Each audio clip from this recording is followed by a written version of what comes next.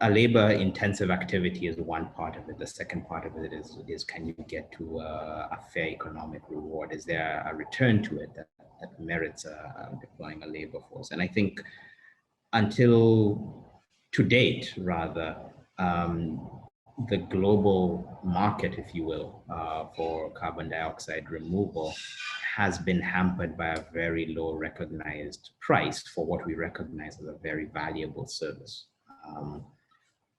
And so if you think about the conservation-based, REDD+ credits as an example, which have stubbornly stayed below $10, it's very difficult to communicate a real and economic signal that actually gets people not just to do one or two sustainable projects, but to really commit to the maintenance and expansion of these protected areas as an economic activity at that kind of price, where the bulk of the money, frankly, is captured just in the verification costs and so on, and you're left with often just well-intentioned but largely showcase and subscale initiatives on the ground.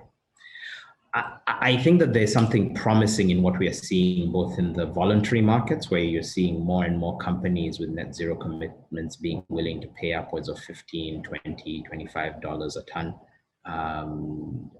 as an ongoing price, as well as what we're seeing as the potential direction of some of the compliance markets. The Korean market, for example, has been reliably in the region of $30 a ton.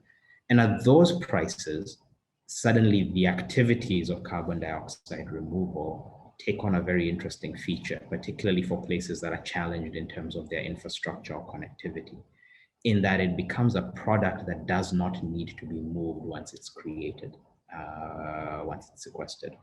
And so a lot of the barriers to a workforce in, say, a landlocked country generating an export income fall away. What you're doing is showing verified evidence of carbon dioxide removal and then selling that. And it's not a panacea. However, if instead of a large number of climate and economic refugees from the Sahel region and other parts of Africa affected heavily by climate change, you could instead mobilize tens of millions of those people as active, well-rewarded climate workers, there is no doubt that can be a key part of the longer-term solution.